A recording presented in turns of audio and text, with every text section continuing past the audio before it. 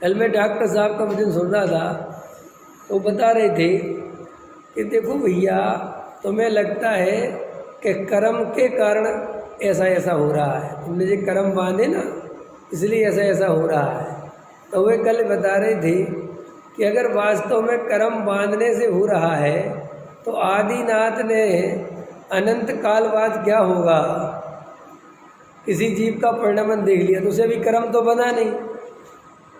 जैसे मारीची महावीर होगा तो मारीची महावीर होगा तो महावीर वाली प्रकृति का बंध हुआ है क्या मारीची को? अभी तो सम्यक दर्शन ही नहीं है। नहीं समझ में आ रहा भाई? वो 24वां तीर्थंकर बनेगा और दोनों के बीच में कितना गैप है? पहले तीर्थंकर और 24वें तीर्थंकर के बीच में कितना गैप है? एक कोड़ा कोड़ी सागर। अब एक कोड़ा कोड़ी सागर क्या कहलाता है? समझ में आया? तो अभी तो मारीची के सम्यक दर्शन का ठिकाना नहीं है, कोई आत्मा की खबर नहीं है, कुछ है ही नहीं उसका तो दूर दूर तक। और उन्होंने घोषणा कर दी कि ये 24वां तीर्थंकर महावीर बनेगा। तो वो दादा कल ये समझा रहे थे, अब बताओ कर्म ने उसे तीर्थंकर बनाया कि वो तो पहले ही से था? नहीं समझ में आया? तो वो ये समझा रहे थे कि अब मेरी सुनो, मैं जो कहना चाहता हूँ कि क्या, कि जैसा होना है कर्म भी वैसा बनता है। समझ में आया? तुम कर्म बांधने में भी स्वतंत्र नहीं हो कि मैं ये कर्म बांधूंगा और ये नहीं बांधूंगा। जैसी तुम्हारी योग्यता होगी तो साहब वैसे ही कर्म बनेगा, उसके लिए परिणाम तो करने पड़ेंगे। तो कर ले रहे थे, वैसे परिणाम भी होंगे। सब व्यवस्था बनी हुई है। समझ में आया? आप समझ रहे क्या कहना चाहते? वो बहुत अच्छे समझाते हैं कि भाई आदिनाथ ने समूचरण में कहा कि ये 24वें तीर्थंकर महावीर का जीव होगा। तो बोले साहब किसका बेटा होगा, इसके माँ बाप का नाम क्या होगा? तो बोले क्या था नाम? सिद्धार्थ और त्रिशला। तो डॉक्टर साहब समझाते, कभी सुना हो आप लोगों ने, पंच कल्याणकों में लेते थे वो, कि अगर त्रिशला के पिताजी नहीं माने तो, और उन्होंने शादी नहीं करी सिद्धार्थ जी से, तो फिर तो गड़बड़ हो जाएगा ना। है कि भैया ऐसा 3 काल में संभव नहीं है।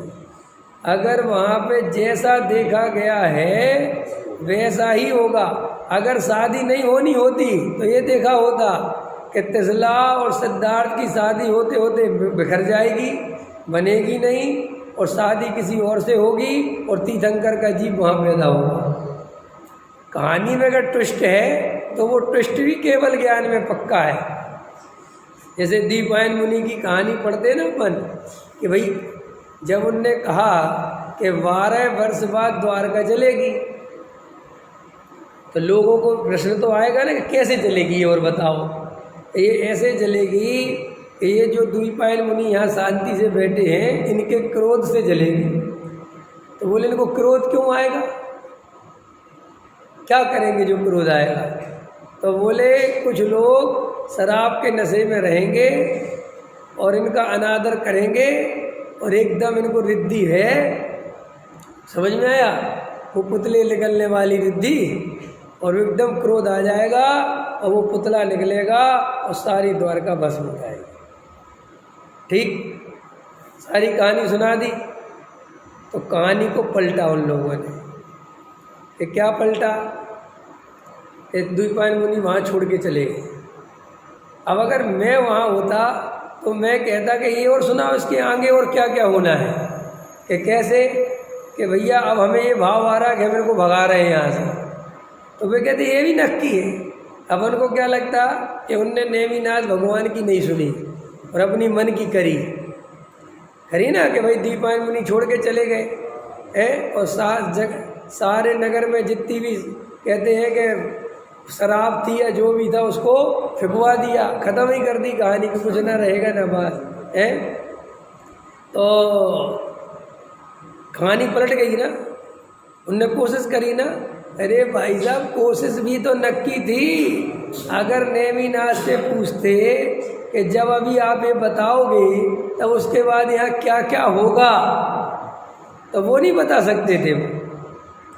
तो पलटना कहाँ है, नहीं समझ में आया भाई। अभी ये प्रवचन चल रहा है और प्रवचन में तुम में से किसी को गुस्सा आ जाए और कोई उठ के चला जाए तो हम कहेंगे देख लो अपने ने कैसा बोल दिया ना, तुमको गुस्सा आ गया। लेकिन अगर सही पूछो तो ये भी तो पता था सर्वज्ञ देव को कि अभी मारीची को अपन बोलेंगे कि 24वां तीर्थंकर होना है, तो ये मारीची अब भी उठेगा, लड़ाई झगड़ा करेगा और दूसरा समोषण लगाएगा। ये आदिनाथ के ज्ञान में झलक रहा था कि नहीं? तो नहीं बताते तो चल जाता ना भाई, इतनी गड़बड़ होने वाली है। क्योंकि उनको तो आगे की गड़बड़ भी दिखती है ना कि भाई क्या गड़बड़ करने वाला है, तो नहीं बताते। कोई पूछता कि कौन सा जीव यहाँ तीर्थंकर होने, अच्छा चलो वो नहीं पूछने वाला नहीं पूछता तो बढ़िया रहता ना।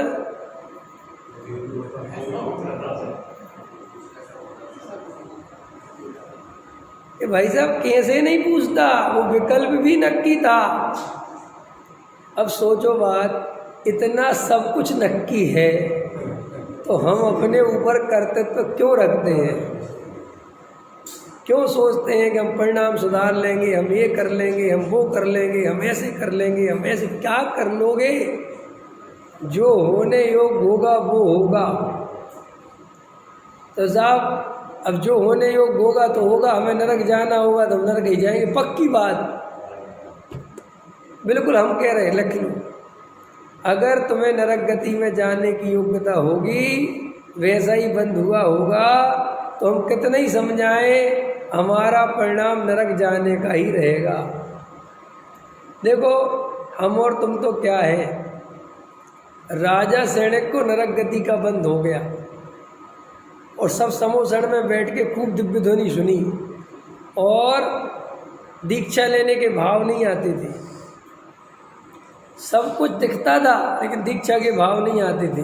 कृष्ण को दीक्षा लेने के भाव नहीं आते थे, जबकि दूसरों को समझाते थे ऐसे कर लो, ऐसे कर लो, ऐसे कर लो।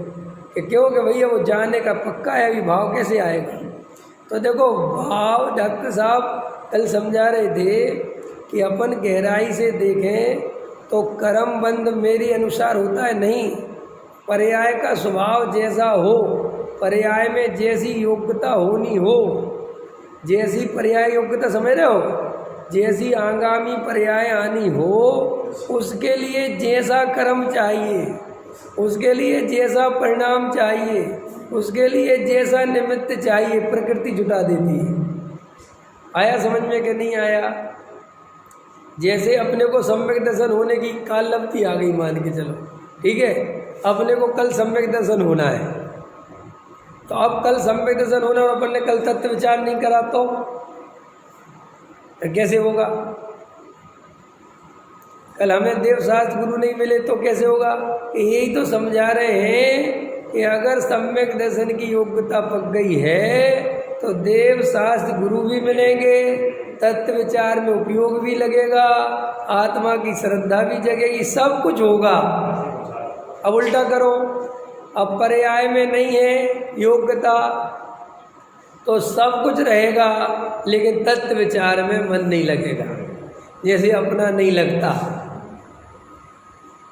समझ में आया?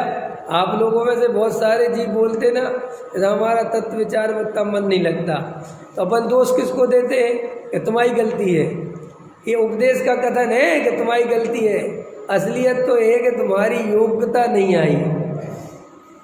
इसलिए ज्ञानी को कभी कोई दोष ही नहीं दिखता। क्या?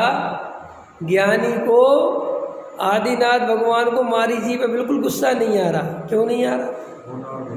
और तुम्हें भी जब कहानी सुना दी तो गुस्सा आ रहा मारीची पे?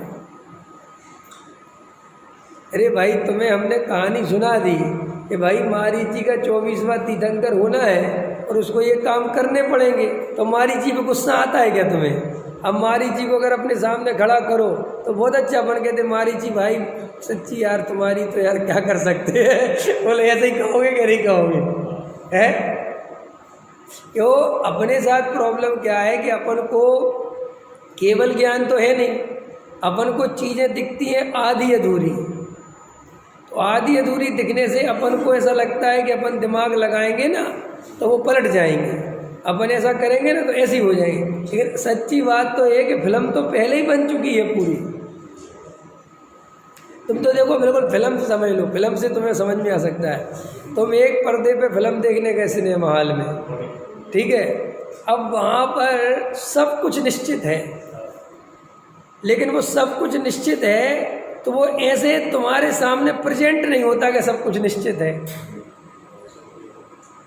प्रेजेंट ऐसे होता है कि जैसे कुछ चेंज करा जा सकता है। प्रेजेंट कैसे होता है कि भाई हीरो जा रहा है गुंडे वाले रास्ते पे और तुम्हें पता है कि यार वहाँ गुंडे खड़े हुए हैं, तो तुम सोचते यार इधर ना जाके इधर चला जाए। समझ में आया? अथवा अपन दिमाग लगाते रहते कल ही होगा, परसों नाटक देख रहे हो तुम, ये सीरीज आती ना नाटक वगैरह है, क्रम से आते सीरियल, तो अपन को लगता कल ही होगा, वहाँ कुछ और हो जाता है। तो आपको लगता है अरे क्या कर दिया? अरे भाई काहे को दिमाग लगा रहा है? नाटक एपिसोड जो तेरे सामने आ रहा है वो महीनों पहले शूट हो चुका है? लाइव कार्यक्रम भी लाइव नहीं होते। सच बता रहा हूँ, आपको लगता है कि लाइव हो रहे, लाइव नहीं होते हैं वो, उसमें भी चेंज करते हैं क्योंकि वो लाइव दिखाई नहीं सकते, गड़बड़ हो जाए क्या कुछ कह दे वे पहले ही ये न्यूज वाले पहले ही समझा देते हैं। देखा तुमने कभी न्यूज वालों से मिले हो? तो कहते लाइव न्यूज, वो लाइव करने के पहले ही वे आदमी खड़े कर लेते हैं और उनसे कहते हैं कि हम तुमसे ये प्रश्न पूछेंगे और इसका जवाब इतना ही देना। समझ में आया? और वो जैसे ही अगर एंड वेंड जवाब देने लगे तो वे तुरंत माइक आगे कर लेते या आवाज़ काट देते, कुछ भी कर देते। तो अपने को क्या लगता है कि सब चेंज करा जा सकता है, कुछ चेंज वेंज नहीं करा जा सकता। तो फिर क्या है कि जैसी योग्यता होगी वैसा कार्य होगा।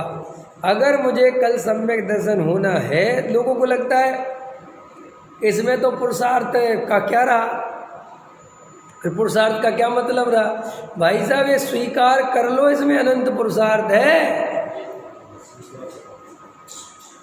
मैं कुछ करता धरता नहीं हूँ, मैं अकर्ता हूँ, जो होना है मुझे स्वीकार है। इसके लिए इतना पुरुषार्थ चाहिए कि पूछो मत। करने धरने में कोई पुरुषार्थ नहीं है, नहीं करने में बहुत पुरुषार्थ है। और आपको विश्वास नहीं हो तो आज दिन भर तुम बिना करे बैठ जाओ एकदम। अपन को क्या लगता है पापी पेट के लिए सब कुछ करना पड़ता है। दुनिया में कहावत चलती ना, पापी पेट है। अगर ये घर गृहस्थी नहीं होती तो बताओ चलो हम तुम्हारी घर गृहस्थी छुड़ा देते हैं, चलो हमारे साथ सोना करो, भोजन भी हमारी तरफ से, सब कुछ हमारी तरफ से, रहना 10 दिन वहाँ, बिना करे रहना कुछ भी, वहाँ पे भी काम ढूंढोगे। तो इसका मतलब काम करना पुरुषार्थ नहीं है, काम नहीं करना पुरुषार्थ है।